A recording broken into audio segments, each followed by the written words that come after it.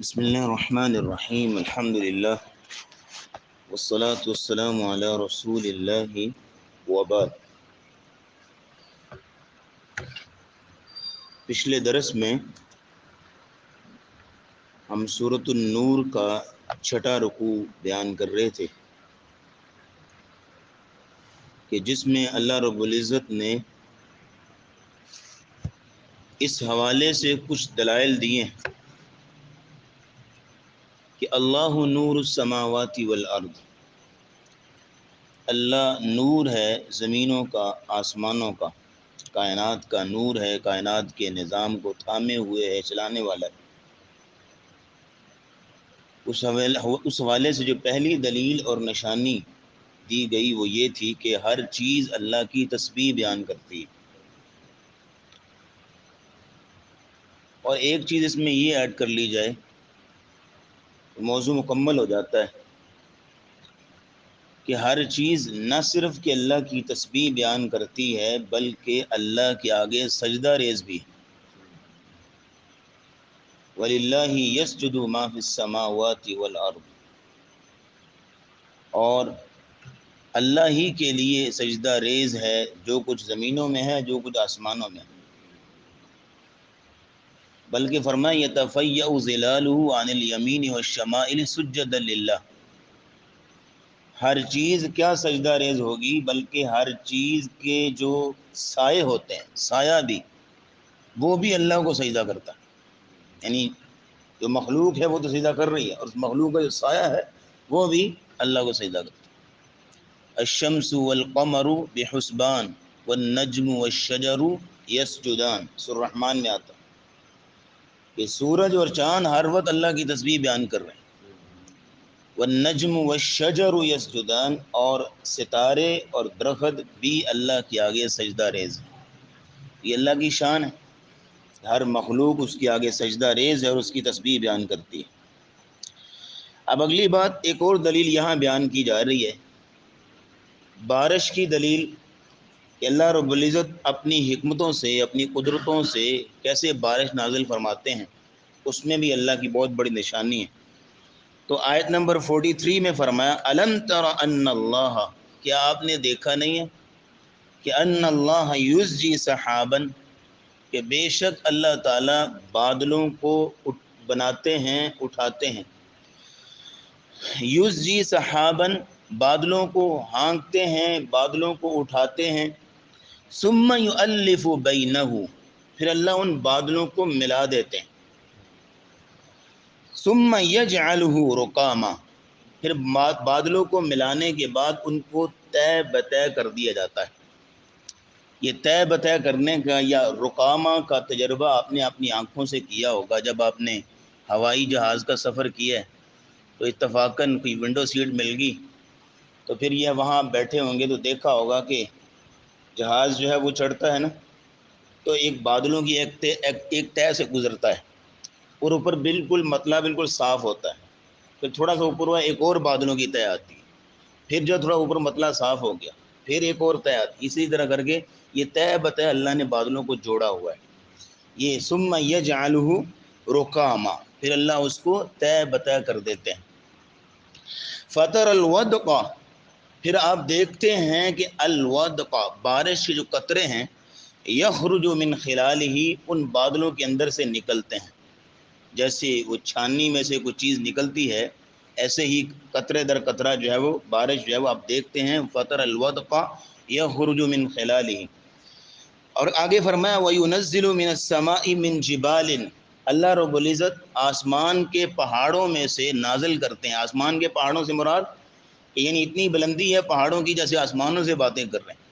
آسمان کے پہاڑوں سے اللہ نازل کرتے ہیں من بارد، بعض اوقات پانی نہیں بلکہ اولے ہوتے ہیں، یعنی برف کے ٹکڑے ہوتے ہیں۔ من بارد فیصیب به من یشاء ویصرفه عن من یشاء، یعنی بعض اوقات تو وہ فرمایا کہ ودق نکلتی، یعنی قطرے نکلتے ہیں بارش کے، اور بعض اوقات فرمایا کہ پھر اولے بھی برستے ہیں، ژالہ باری بھی ہوتی ہے۔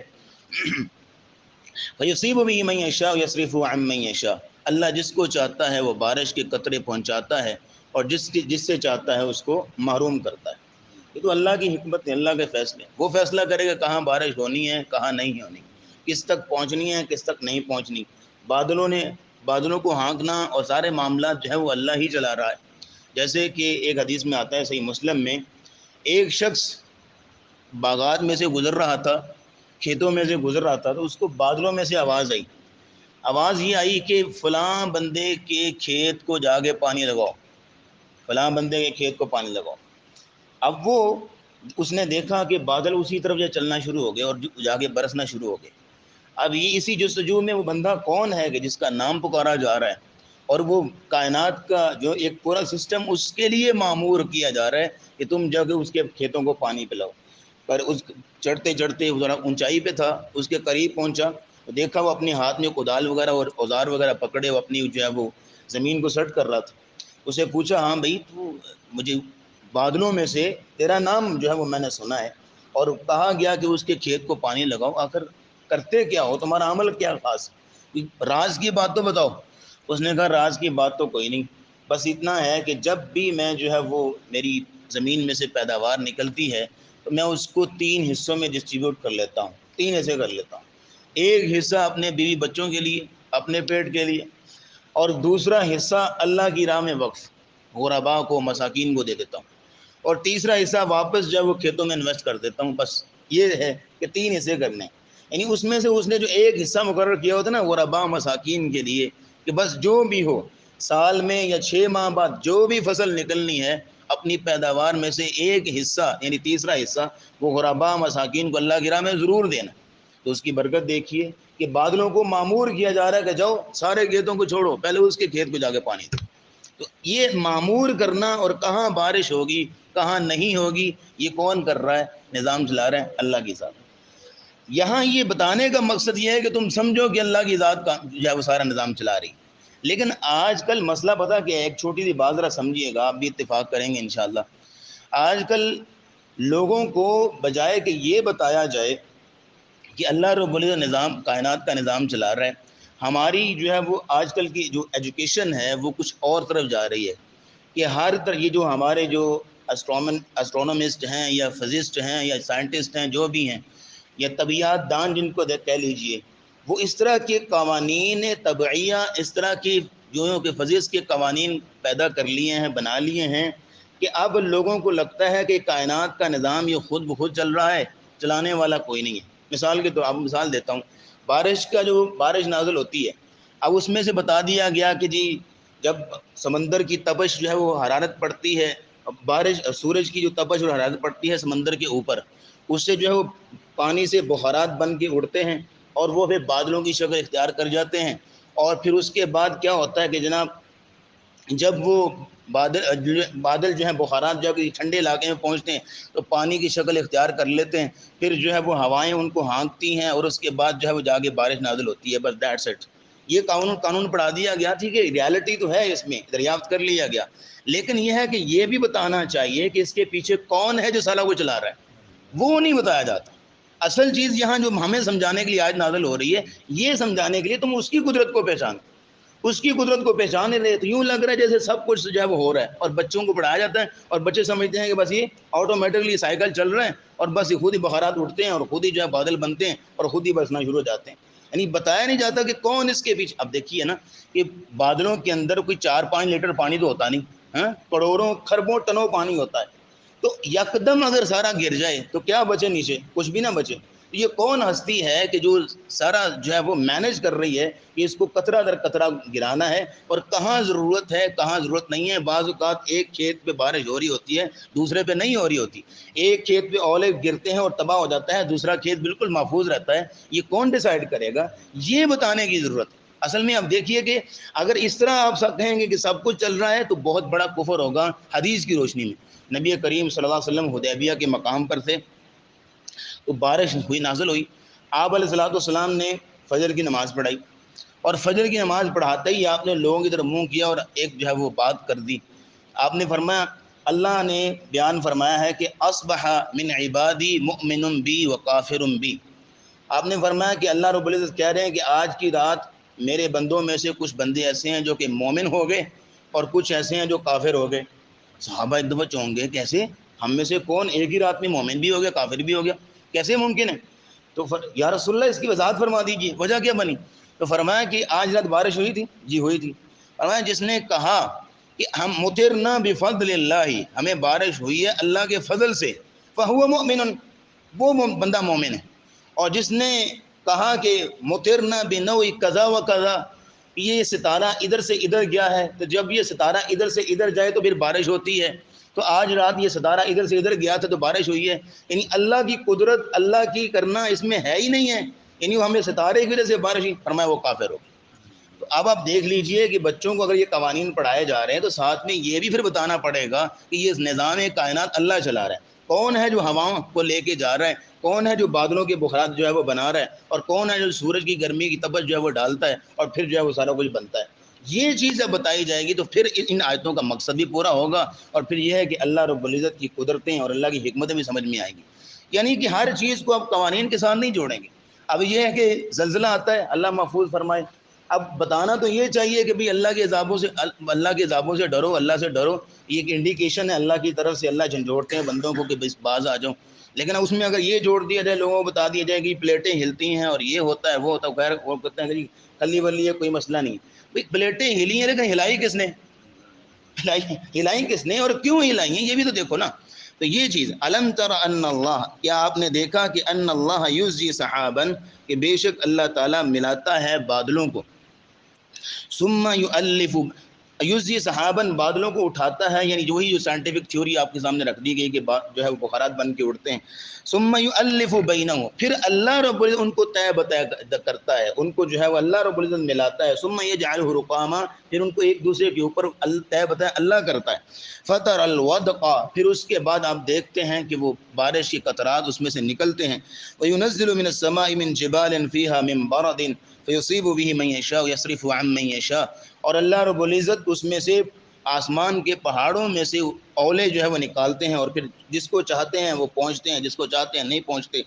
یکاد سنا برقہ یذهب بالابصار، قریب ہے کہ بجلی اچک لے ان کی آنکھوں کو، یذهب بالابصار، کہ ان کی آنکھیں ہی لے جائے۔ یعنی جو بجلی پیدا ہوتی ہے، جیسے سائنٹیفک تھیوری کو لے لیا جائے، کہتے ہیں کہ بادلوں کی آپس میں جب رگڑ ہوتی ہے، جہاں ظاہر آپس میں جڑ رہے ہوتے ہیں اور چل رہے ہوتے ہیں، اس رگڑ سے جب کرنٹ پیدا ہوتا ہے، بجلی پیدا ہوتی ہے، جیسے پتھر پہ پتھر ماریں تو کرنٹ نکلتی ہے نا، ایک شعلہ نکلتا ہے، اسی طرح کہ بادلوں کی رگڑ سے جو ہے وہ بجلی پیدا ہوتی ہے، جو بجلی چمکتی ہے۔ لیکن اللہ رب العزت نے، وہ اتنی بجلی تیز ہے کہ فرما رہے ہیں اللہ رب العزت کہ یکاد سنا برقہ یذهب بالابصار، کہ بندہ غور سے اس کی طرف دیکھے تو اس کی آنکھیں کھینچ لے، وہ یعنی اتنی اس کے اندر ہوتی ہے۔ لیکن اپنے بندوں کی حفاظت کیے ہوئے وہ اللہ کیے ہوئے نا۔ تو یہ اللہ اپنی قدرت سمجھانا چاہ رہے ہیں بیسیکلی۔ جس کو قدرت سمجھ آ گئی اس کے ساتھ آپ سائنٹیفک تھیوریاں ایڈ ووڈ کر لیں، آپ لوگوں کو بتائیں تو کوئی مسئلہ ہی نہیں ہے، لیکن یہ ہے کہ اللہ کی قدرت کرنے والا کون ہے؟ اللہ، یہ چیز نہ بھولی۔ اگلی بات، یقلب اللہ اللیل والنہار، ایک اور دلیل دی جا رہی ہے، تیسرے نمبر پہ اللہ اپنی قدرت کی دلیل دے رہے ہیں کہ ہر چیز اللہ کی تسبیح بیان کرتی ہے، اللہ کو سجدہ ریز ہے۔ کیسے؟ اگلی دلیل تیسری، فرمایا یقلب اللہ اللیل والنہار، دن اور رات کا آنا جانا پلٹنا، یہ بھی اس بات کی دلیل ہے کہ زمین و آسمان بھی، سورج اور چاند بھی اللہ کی تسبیح بیان کرتے ہیں، اس کے حکم کے تابع ہیں۔ ہاں، اس کے حکم کے تابع، یعنی سورج کی آپ دیکھ لیجئے، جیسے میں اکثر مثال ہم دیتے ہیں کہ اگر 100 سال کے 120 سال کا بابا کہیں سے مل جاتے ہیں ایسے، تو اگر آپ کو بابا مل جائے نا تو اسے کہے نا کہ بچپن سے لے کے آج تک سورج جس ٹائم پہ سردیوں گرمیوں میں نکلتا تھا کیا آج بھی اسی ٹائم پہ نکل رہا ہے؟ تو فوراً کہے گا اسی ٹائم پہ نکل رہا ہے۔ یعنی آپ کی آبزرویشن کے مطابق 100 سال میں سورج جو ہے اللہ کے حکم سے ایک سیکنڈ بھی آگے پیچھے نہیں ہوا، ایک انچ بھی آگے پیچھے نہیں ہوا، یہ اس بات کی دلیل ہے کہ وہ اللہ کے آگے سجدہ ریز، اللہ کی تسبیح بیان کر۔ اسی طرح چاند کو دیکھ لیجیے، تو فرمایا یقلب اللہ اللیل والنہار، اللہ راتوں اور دن کو پلٹتا ہے۔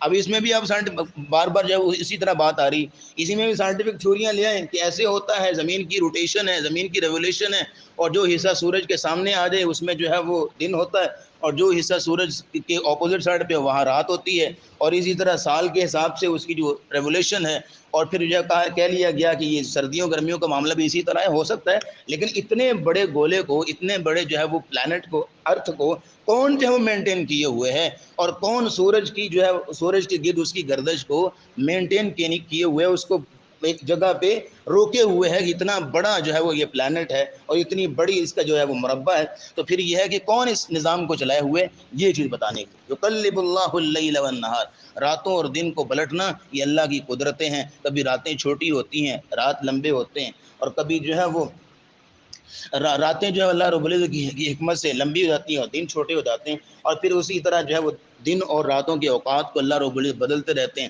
کبھی ایسا ہوتا ہے کہ دن کے اجالے میں سورج بادل اتنے آگے کے دن جو ہے وہ تاریک ہو جاتا ہے، اور کبھی ایسا ہوتا ہے کہ رات میں سورج چاند کی چاندنی ہوتی ہے اور پھر یہ ہے کہ راتیں روشن ہو جاتی ہیں۔ فرمایا یقلب اللہ اللیل والنہار، یہ راتوں اور دنوں کو پلٹنا یہ اللہ کی قدرتیں ہیں، اللہ کی حکمتیں۔ ان فی ذلک لعبرۃ، بے شک اس میں عبرت ہے، لأولی الابصار، بصیرت والوں کے لیے۔ عبرت کا معنی ہوتا ہے کہ عبرت کیسے کہتے ہیں؟ عبور کرنے کو، کہ انسان کی سوچ جو ہے وہ ایک جگہ سے دوسری جگہ کراس کرتی ہے، ایک جگہ سے دوسری جگہ کو عبور کرتی ہے۔ ایک چیز دیکھی، پہلے کوئی اور سوچ تھی، اس کو دیکھنے کے بعد سوچ کسی اور جگہ پہ کنورٹ ہو جاتی ہے، اس کو کہتے ہیں عبرت۔ ان فی ذلک لعبرۃ لأولی الابصار، ان چیزوں میں عقل والوں کے لیے، بصیرت والوں کے لیے عبرتیں۔ تو بہرحال آج کے سبق میں ہم نے 2 دلائل پڑھے، ایک تیسرا جو ہے وہ سابقہ درس میں تھا، تو بنیادی طور پہ 3 دلائل اب تک ہو گئے جو اس بات کی دلیل دے رہے ہیں کہ زمین و آسمان کی ہر چیز اللہ کی تسبیح بیان کرتی ہے اور اللہ کے آگے سجدہ ریز ہے۔ انشاءاللہ بات آگے چلے گی۔ وآخر دعوانا الحمدللہ رب العالمین۔